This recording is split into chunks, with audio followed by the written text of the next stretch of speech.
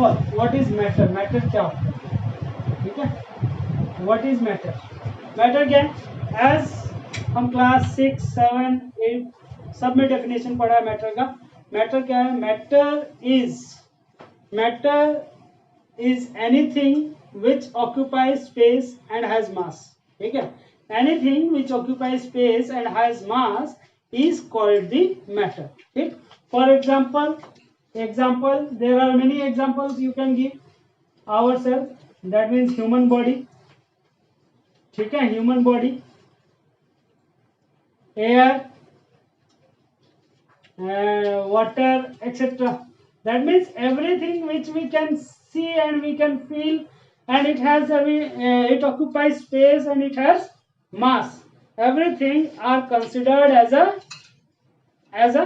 matter, done. अभी देखिए, आप बोलेंगे एयर को तो हम देख नहीं सकते, but we can feel it, हम उसको फील कर सकते हैं, इसीलिए एयर जो है उसको मैटर में कंसिडर किया गया है। और भी रीजन क्या है, air has a particular mass, air का मास भी होता है। मतलब अगर आप सोचो, आपने एक बैलून भरा, बैलून में हवा भर दी, और उसको अगर आप मेजर करेंगे तो आपको एयर का मास मालूम चलेगा, ठीक है।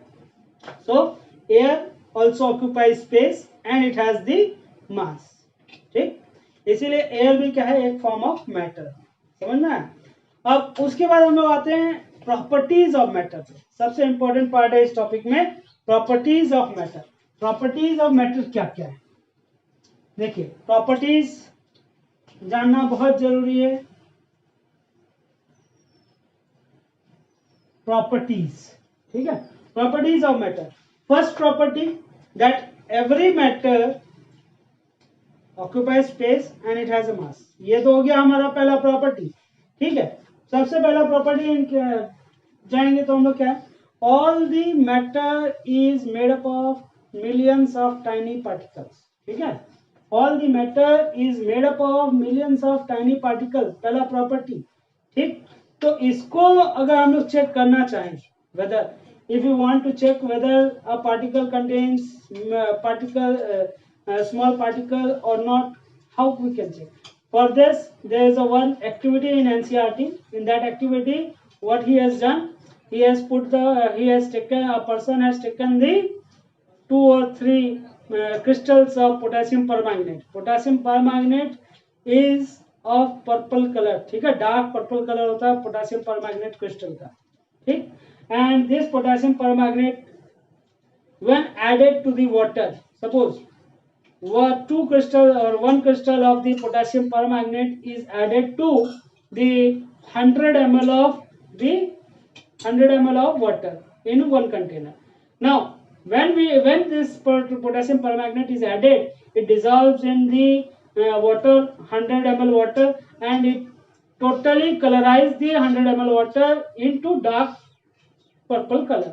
Then now what to see, now what he has done, he has transferred 10 ml of water, that water from the beaker 1A to the other 100 ml of water, ठीक। that 10 ml of water is still able to colorize the another 100 ml of water, ठीक। that shows that only a single crystal is able to colorize the few liters of water. That means that a single crystal is composed of millions of tiny particles. Due to the presence of these tiny particles, they are able to colorize the liters of the water, ठीक है। अगर वो crystals, अगर उसमें इतने ज्यादा particles नहीं होते तो वाटर जो है कलर चेंज नहीं होता वाटर का, सन, ठीक है। उसके बाद सेकेंड प्रॉपर्टी क्या बोलता है कि दिस पार्टिकल्स आर अरेंज्ड, ठीक है। There is a space between this particles, ठीक। This particles has a intermolecular space. This particles has a intermolecular space. Now what is this intermolecular space? Particles of matter have space between them. Now how to check whether there is a space or not. देखो हमने देखा है क्या कि suppose there are three states of matter. Basically we know what are the states: solid, liquid and gas.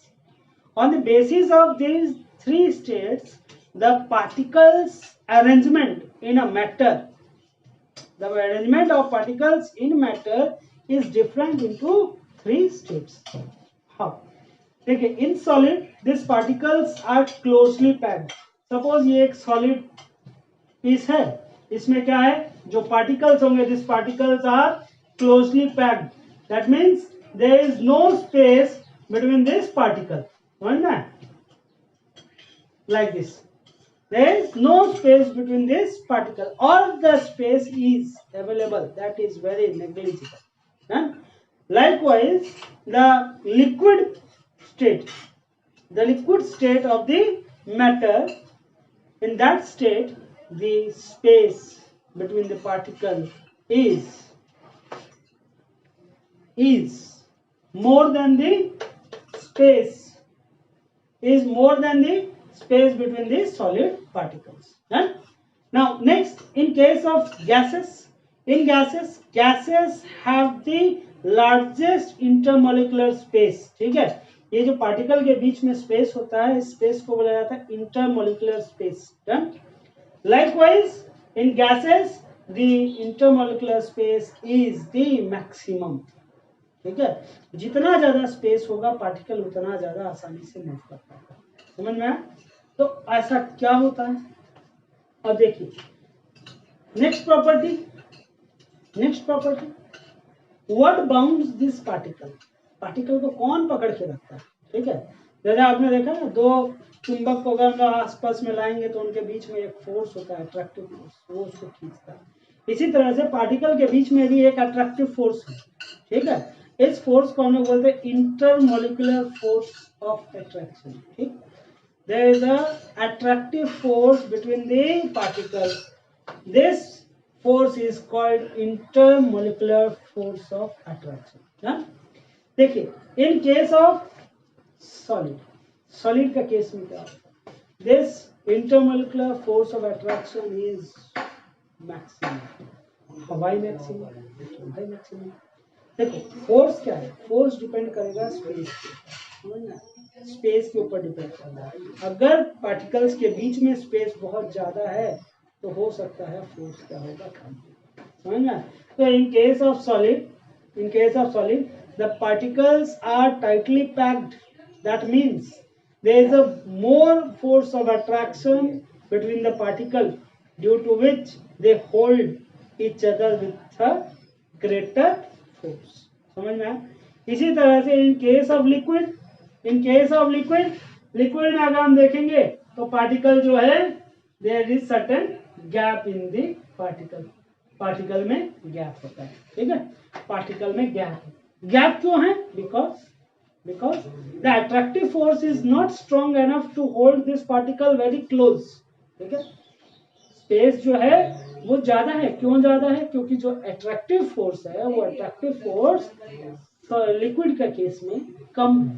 ठीक है, इसीलिए liquid particles क्या कर सकते हैं, इधर उधर मूव कर सकते हैं, लेकिन सॉलिड पार्टिकल्स मूव नहीं कर सकते. Likewise another that is gas. In case of gas का केस में अगर हम लोग देखेंगे तो पार्टिकल एक इधर है तो एक इधर होगा, हो सकता है एक इधर. समझ में? मतलब there is a large space between the particle. There is a large intermolecular space between the particle. That means the force of attraction in case of the gases is very negligible. ठीक है, is very negligible. इसीलिए gases particles क्या होता है, they are free to move. ठीक है, they are free to move. वो आसानी से मूव कर सकते हैं. समझ में? तो ये हुआ 3 केस. ठीक, देन 3 प्रॉपर्टी हुआ. थर्ड प्रॉपर्टी, ठीक है, ये हो गया थर्ड प्रॉपर्टी. अभी बताएंगे थर्ड प्रॉपर्टी क्या है. थर्ड प्रॉपर्टी अगर हम देखें, सपोज हम लोग डिपेंड करते हैं काइनेटिक एनर्जी पर, ठीक है। काइनेटिक एनर्जी, काइनेटिक एनर्जी किसको बोलते हैं, ध्यान दीजिए। पहली बात, काइनेटिक एनर्जी क्या है? Kinetic energy is the energy possessed by an object, possessed by an object due to its motion, ठीक है। एनर्जी जो कि मोशन के कारण होता है उसको बोलते हैं kinetic energy. Energy possessed by a moving object is called kinetic energy, और every moving object contains the kinetic energy। Then, तो अभी काइनेटिक एनर्जी मतलब मूवमेंट, मूवमेंट का मतलब किसमें ज्यादा होगा? जहां काइनेटिक एनर्जी कौन सा स्टेट में ज्यादा होगा? जहां पे मूवमेंट ज्यादा। तो मूवमेंट कहाँ ज्यादा है? Movement is maximum in case of gas. Gas का केस में मूवमेंट क्या है? मैक्सिमम है। देन लिक्विड क्यों है? क्यों है? because in cases of gas, the particles are free to move, that's why they are in random motion, ठीक है। random motion में है, they are free to move, इसीलिए उनके पास काइनेटिक एनर्जी ज्यादा है। then in case of liquid the kinetic energy is less as compared to gas, ठीक है। क्योंकि इसके पार्टिकल्स जो हैं they are not free, almost free to move apart, ठीक है। वो इतने ज्यादा फ्री नहीं है कि वो एक दूसरे से बहुत दूर जा सके। they are free but not as free as the gaseous particle, इसीलिए उनके बीच में क्या है? उनका काइनेटिक एनर्जी इससे कम है। then in case of solids the particles are tightly packed, that means there is no movement of the particles of solid, due to which the kinetic energy of the particles of solid is negligible, ठीक है, is negligible।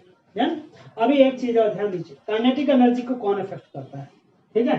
Kinetic energy जो है, kinetic energy is directly proportional to temperature, ध्यान दो, ठीक है। Kinetic energy is directly proportional to temperature. Temperature का मतलब क्या? देखो, अगर हम टेम्परेचर इंक्रीज करते हैं, टेम्परेचर इंक्रीज करने से क्या होगा? पार्टिकल्स एनर्जी गेन करता है। जैसे ही कोई भी पार्टिकल हीट एनर्जी गेन करता है वो मूव करना स्टार्ट करता है, रैंडम मोशन उसका बढ़ जाता है, ठीक है। जैसे मोशन बढ़ेगा that means movement is more faster.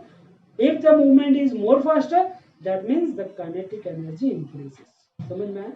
तो इस चीज पे आप लोगों का रीजनिंग क्वेश्चन बनता है, ठीक है। ये जो क्वेश्चन था, ये जो रिलेशन था, इस पे आपका एक दो रीजनिंग क्वेश्चन बनता है। सपोज के पहला question, why the smell of hot sizzling food reaches to a person far apart, ठीक है। समझ में आया? मतलब जो खाने की स्मेल है, गरम खाने की स्मेल हमको दूर तक मिल जाती है, लेकिन ठंडे खाने की स्मेल के लिए हमको ठंडे खाने में नाक घुसानी पड़ती है। समझ में आया? तो ऐसा क्यों है? क्योंकि in case of the hot sizzling food the aroma particles have more kinetic energy, ठीक है। aroma particles के अंदर kinetic energy बहुत ज्यादा है, ठीक। kinetic energy बहुत ज्यादा है, जिसके कारण उसका पार्टिकल ज्यादा दूर तक मूव कर सकता है। समझ में? लेकिन इन case of cold particle, cold food, the aroma particle of cold food has a less kinetic energy, that's why they are not able to reach to far distance। समझ में आया? ये एक रीजनिंग क्वेश्चन बनता है यहाँ पे। देन और कंपलसरी आता है, उसको याद रखें। देन नेक्स्ट पार्ट में आते हैं हम लोग डिफ्यूजन, ठीक है। किसके ऊपर? डिफ्यूजन। डिफ्यूजन क्या है?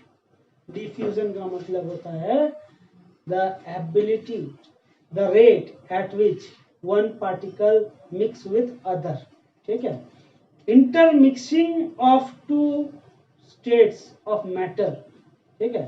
The intermixing of one substance with other is called diffusion, ठीक है. उसको बोलते हैं diffusion. Intermixing of two or more particle is called diffusion. Now अब diffusion का केस में देखो, अगर हम सॉलिड के अंदर सॉलिड मिलाएंगे तो वो इजीली नहीं मिलता, समझ में आया? क्यों? क्योंकि डिफ्यूज होने का मतलब क्या है कि जो एक पार्टिकल दूसरा पार्टिकल के बीच में जो इंटरमोलिकुलर स्पेस है उसमें जाके घुस जाए, एक उसको ऑक्यूपाई कर ले, डिफ्यूज होना. लेकिन सॉलिड का केस में, सॉलिड में क्या होता है, जो डिफ्यूजन है वो स्लो है, समझ में?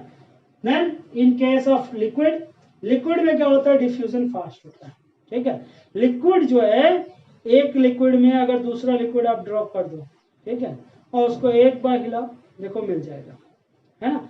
जिसमें फॉर एग्जांपल आप लेमनेड बनाते हैं, लेमनेड आपने बनाया, लेमनेड में आपने क्या किया, पानी में आपने पहले सॉलिड डाला, चीनी डालने से क्या होगा, देखो आपको टाइम लगता है चीनी को मिलाने में, ठीक है. That means when the solid is dissolved in the liquid the rate of diffusion is slow, वो बहुत धीरे धीरे मिक्स होता है. लेकिन इन case of the adding of lemon juice, ठीक है, जब आपने पानी में लेमन जूस मिलाया तो क्या होता है, दैट जूस इमीडिएटली डिसॉल्व्स, समझ में? जूस क्या होता है, इमीडिएटली डिसॉल्व हो जाता है, तुरंत मिल जाता है. Likewise in case of the gases में रेट ऑफ डिफ्यूजन सबसे फास्ट होता है, सबसे फास्ट. कैसे fast? Because the particles are in random motion. Particle के अंदर बहुत ज्यादा काइनेटिक एनर्जी जितना ज्यादा होगा उतना ज्यादा स्पीड में मिक्स होगा, समझ में आया? इसको याद रखना, काइनेटिक एनर्जी से डिफ्यूजन का रिलेशन है. If the kinetic energy is more then particle will diffuse more rapidly, ठीक है. तो सपोज फॉर एग्जांपल आप देखते हैं, आपने एक जगह किसी ने परफ्यूम लगाई, ठीक है, वो एक कॉर्नर में खड़ा होकर परफ्यूम मार रहा होगा, लगा रहा होगा, तो भी दूर खड़े हुए इंसान को उस परफ्यूम की स्मेल आ जाती है ना. वो क्यों आती है? क्योंकि the perfume is in the form of gaseous particle. This gaseous particle immediately diffuse into the air, ठीक है. वो gaseous particle क्या होता है, immediately air में diffuse हो जाता है, जिसके कारण हमको दूर तक उसकी स्मेल आती है, समझ में आया? ये हो गया रेट ऑफ डिफ्यूजन. तो याद रखना कि काइनेटिक एनर्जी का रिलेशन है डिफ्यूजन के साथ में, और काइनेटिक एनर्जी का रिलेशन है किसके साथ में, टेम्परेचर के साथ में. मतलब कि टेम्परेचर का रिलेशन भी है डिफ्यूजन के साथ में, समझ में आया? मतलब सपोज और एक एग्जांपल देते हैं, टेम्परेचर का डिफ्यूजन का क्या रिलेशन है. देखिए, आप कभी भी पानी में शुगर मिला रहे, सपोज शुगर मिला रहे, चीनी, आपने चीनी मिलाना स्टार्ट किया, देखो जब आप उसको नॉर्मल कंडीशन में मिला रहे हैं तो आप देखिए उसको मिलाने में आपको 5-7 मिनट लग सकता है. लेकिन वहीं पे आप उस पानी में चीनी डालिए और उसको गैस पे रख दीजिए, ठीक है, गैस पे रख दीजिए, क्या होगा, जो चीनी है वो इमीडिएटली पानी में मिक्स हो जाएगा, समझ में? मतलब क्या है, if the temperature is increased the rate of diffusion increases, समझ में आया? मतलब अगर टेम्परेचर ज्यादा होगा तो रेट ऑफ डिफ्यूजन क्या हो जाएगा, बढ़ जाएगा. देन ये हो गया डिफ्यूजन. उसके बाद ये था इसका बेसिक प्रॉपर्टीज, ठीक है, बेसिक प्रॉपर्टीज. अब आ जाते हैं मेल्टिंग पॉइंट और बॉइलिंग पॉइंट के ऊपर. मेल्टिंग पॉइंट और बॉइलिंग, देखो मेल्टिंग पॉइंट और बॉइलिंग पॉइंट क्या होता है. मेल्टिंग पॉइंट क्या है, the temperature up to which a substance must be heated, ठीक है, the temperature required to convert a solid to liquid, ठीक है, सॉलिड टू लिक्विड, समझ में? सॉलिड टू लिक्विड जाने में जो टेम्परेचर रिक्वायर होता है उसको बोलते हैं मेल्टिंग पॉइंट. याद रखना, सिंपल भाषा में, the temperature up to which a solid is heated to convert into liquid state, ठीक है, to convert into liquid state, that is the melting point. Likewise boiling point, boiling point क्या होता है? The temperature up to which a liquid particle heated to get converted into gaseous और vapour form, ठीक है, उसको बोलते हैं आपका बॉइलिंग पॉइंट। याद रखना। अभी बॉइलिंग पॉइंट और जो मेल्टिंग पॉइंट है ये सबके लिए डिफर करता है, हर मेटल के लिए डिफर कर सकता है, ठीक है, कर सकता है नहीं, होता ही है लगभग।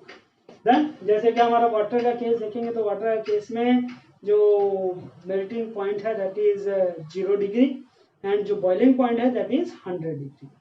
समझ में? तो ऐसा क्या होता है, ठीक है, ऐसा क्या होता है? अभी देखो ऐसा क्या है कि सॉलिड, देखिए एक यहां से क्वेश्चन ऐसा बनता है कि during the heating, during the conversion of state, ठीक है, during the conversion of state of matter, ठीक, during the conversion of state of matter आप देखेंगे जब हम सॉलिड से लिक्विड में जाते हैं, सॉलिड से लिक्विड में जब जाते हैं, ठीक है, फॉर एग्जांपल हम लोग लेते हैं आइस का, आइस से जब हम लोग वाटर में कन्वर्ट करते हैं, ठीक है, आइस क्या है 0 डिग्री सेंटीग्रेड, ठीक, तो हम क्या कर रहे हैं, हम आइस को हीट करते हैं, आइस को हम क्या करते हैं, हीट करते हैं, हीट करते हैं तो उसको कन्वर्ट करेंगे हम किस में, वाटर में। लेकिन आप एक चीज ऑब्जर्व करेंगे कि जब तक आइस पूरा मेल्ट होगा तब तक वाटर का जो वाटर है उसका टेम्परेचर भी क्या होगा, 0 डिग्री ही रहेगा। समझ में आया? देखो हम तो आइस को हीट कर रहे हैं, हीट करने से क्या ऑब्जर्व करते हैं हम लोग, हीट कर रहे हैं मतलब the temperature must increase, heat करना मतलब द टेम्परेचर शुड इंक्रीज, ठीक है। हीट करने से क्या होगा, हम कोई भी सब्सटेंस को हीट करेंगे तो क्या होगा, उसका टेम्परेचर राइज करना चाहिए, लेकिन ऐसा नहीं होता। क्यों नहीं होता? देखिए ये जो आइस है, इस आइस को हमने हीट करना स्टार्ट किया, ठीक है, हीट करना स्टार्ट किया, आइस जो है धीरे धीरे धीरे धीरे 2 मिनट 3 मिनट के बाद मेल्ट होकर वाटर में कन्वर्ट हुआ। लेकिन जब वो पूरा मेल्ट हुआ, जब वो पूरा मेल्ट हुआ तब उसका टेम्परेचर मेजर करेंगे तो 0 डिग्री ही रहेगा, मतलब टेम्परेचर जो है राइज नहीं कर रहा, टेम्परेचर राइज नहीं हो रहा, राइज नहीं हो रहा तो कहाँ जा रहा वो हीट, जो हमने हीट सप्लाई की वो हीट कहाँ जा रही है, दैट हीट, ये एक रीजनिंग क्वेश्चन है, ठीक है। फॉर एनी सब्सटेंस, क्वेश्चन बता रहे हैं, for any substance the temperature remain constant during the change of its state, ठीक है, कोई भी सब्सटेंस जब उसका स्टेट चेंज हो रहा है तो उसका टेम्परेचर हमेशा कांस्टेंट रहेगा, ठीक है, वो क्या रहेगा, that is it's melting point.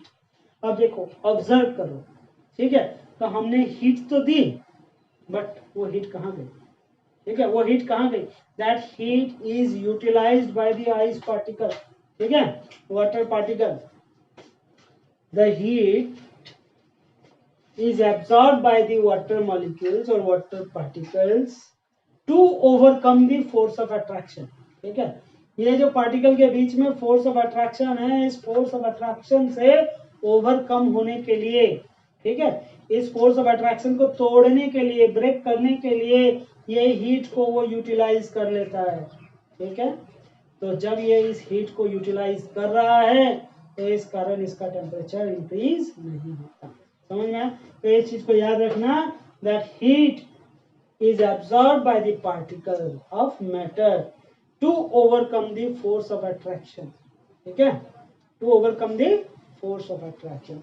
तो जब वो ओवरकम होगा, फोर्स ऑफ अट्रैक्शन जैसे ही कम होने लगेगा वो धीरे धीरे क्या होगा, सॉलिड स्टेट से लिक्विड स्टेट में जाना स्टार्ट करता है। समझ में आया? तो इसको बोलते हैं हम लोग क्या, लेटेंट हीट ऑफ फ्यूजन, ठीक है, this heat energy is in the hidden form, ये जो हीट एब्जॉर्ब किया वो हिडन फॉर्म में, समझ में? तो इसको याद रखना, ये एक बहुत इंपॉर्टेंट रीजनिंग क्वेश्चन है, ये बहुत एक इंपॉर्टेंट रीजनिंग क्वेश्चन है और इसी क्वेश्चन को अलग अलग वे में रिप्रेजेंट किया जाता है, याद रखोगे। देन इसका जो अलग अलग रीजनिंग क्वेश्चंस बनता है वो और हम बता देंगे बाद में, ठीक ना। नेक्स्ट आते हैं हम लोग, ये हो गया, ये जो हीट एनर्जी था, ठीक है, the heat energy which is supplied और which is absorb by the ice particle, ठीक है, that heat energy is in the form of hidden form, ठीक है, वो हिडन है, छिपा हुआ है, ठीक, इसीलिए इसको बोला जाता है लैटेंट हीट, समझ में आया, इसीलिए इसको बोलते हैं latent heat that is in the hidden form. तो ये जो केस है, इस केस में इस हीट को बोला जाता है लैटेंट हीट ऑफ फ्यूजन, ठीक है। फ्यूजन क्या है? फ्यूजन मतलब changing of solid to liquid, ठीक है, जब कोई भी चीज सॉलिड से लिक्विड फॉर्म में जा रहा है तो उसको बोलते हैं फ्यूज होना, इन केस ऑफ केमिस्ट्री। यहाँ पे तो देखिए, तो यहाँ क्या हो रहा है, समझ में आया? तो लैटेंट हीट ऑफ फ्यूजन का अगर हम डेफिनेशन बताए तो क्या होगा, it is the amount of heat energy required to convert 1 kg of solid to liquid below its melting point और एट इट्स मेल्टिंग पॉइंट, ठीक है, is called latent heat of fusion, उसको बोलते हैं लैटेंट हीट ऑफ फ्यूजन, याद रखना। इसी तरह से अगर आप 0 डिग्री पे वाटर है और उसको आप क्या कर रहे हैं, वेपराइज कर रहे हैं और कन्वर्ट कर रहे हैं, ठीक है, वाटर को आप किस में कन्वर्ट कर दिया, वेपर में, ठीक है, वाटर क्या है, वेपर में कन्वर्ट हो रहा है। देखो अब क्या होगा, जो वाटर 0 डिग्री पे था वो धीरे धीरे धीरे धीरे धीरे धीरे बढ़ेगा, समझ में, धीरे धीरे धीरे क्या होगा, हीट अगर हम इंक्रीज करेंगे तो क्या होगा, वो धीरे धीरे बढ़ेगा तो वो कन्वर्ट होना चालू होगा वेपर फॉर्म में, वेपर फॉर्म में। अब एक चीज और याद रखना, जब water at 100 degree centigrade, water at 100 degree centigrade और वेपर नहीं बोलेंगे इसको, स्टीम बोलेंगे, स्टीम, दोनों 100 डिग्री सेंटीग्रेड में, समझ में। तो अभी क्या होता है, जब तक वाटर कंप्लीटली स्टीम में चेंज नहीं होता तब तक उसका टेम्परेचर और बढ़ेगा नहीं, मतलब अभी हम यहाँ पे जो हीट सप्लाई कर रहे हैं वाटर को, वो 100 डिग्री पहुंचने के बाद जब तक पूरा वाटर स्टीम में कन्वर्ट नहीं होता तब तक उसका टेम्परेचर और इंक्रीज नहीं करेगा। तो यहाँ पे क्या हो रहा है, यहाँ पे ये जो हीट है, ये जो हीट एनर्जी है, this heat energy is absorb by this water particle to get converted to liquid state, sorry gas state, ठीक है, लिक्विड से गैस स्टेट में जाने के लिए। वही सेम चीज यहाँ पे भी क्या हो रहा है, पार्टिकल यूटिलाइज कर रहा है इस हीट एनर्जी को to break the force of attraction and to get converted into the vapour state, समझ में आया, to get converted into vapour state, यहाँ पे समझ में आया। तो इस केस में जो हीट होता है, वेपर फॉर्म में चेंज हो रहा है, तो इस केस में जो हीट है, this heat is again hidden, ठीक है, ये हीट जो है ये भी हिडन है, लेकिन यहाँ पे इसको बोलते हैं लैटेंट हीट ऑफ वेपराइजेशन, ठीक है, क्या बोलते हैं, लैटेंट हीट ऑफ वेपराइजेशन। अब लैटेंट हीट ऑफ वेपराइजेशन का मतलब समझ में आया, लैटेंट हीट ऑफ वेपराइजेशन क्या है, it is the amount of heat energy required to convert 1 kg of liquid to vapor at its boiling point or below boiling point, ठीक है, at its boiling point होता है, at its boiling point, that is called the latent heat of vaporization। इन चीज को याद रखना। अब यहाँ से 2 रीजनिंग क्वेश्चन आता है, आइस का और वाटर का, ठीक है, स्टीम का, 2 रीजनिंग क्वेश्चन आता है। पहला रीजनिंग क्वेश्चन होता है कि ice at 0 degree centigrade gives more cooling effect than the water at 0 degree centigrade, this is your task, आप इसका फाइंड आउट करेंगे, इसका आंसर क्या है और नेक्स्ट क्लास में मेरे को बताएंगे, ठीक है। Then water, next question, water क्या है, वाटर एट 100 डिग्री सेंटीग्रेड, ठीक है, the steam at 100 degree centigrade, both are 100 degree centigrade, दोनों टेम्परेचर सेम है, but the steam causes more severe burn than the water at 100 degree centigrade, ठीक है, the steam causes more severe burn than the water at 100 degrees Celsius or centigrade। why ये 2 question आपका होंगे, ठीक, ये 2 question हम next class में individually सबसे पूछने वाले हैं। देखो अब ये हुआ इसका क्वेश्चन, देखिए रिलेटेड है आपका लैटेंट हीट ऑफ फ्यूजन और लेटेंट हीट ऑफ वेपोराइजेशन। देखते हैं कौन कितना ज़्यादा एलॉबरेटिव आंसर देता है इनको, कौन कितना ज़्यादा डिटेल में समझ आता है। ठीक है, तो अगर नहीं होगा तो next class I will explain. Done, ये आया समझ में? देखो इसको,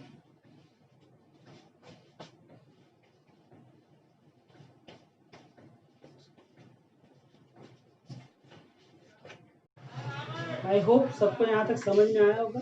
अगर किसी को इसमें कोई डाउट हो तो मुझे कमेंट बॉक्स में लिखें, and I will continue this chapter in my next video, and I hope everyone like it, and please feel free to have to query your doubts in the comment box. And for this, now I conclude my class. Thank you. Subscribe, like.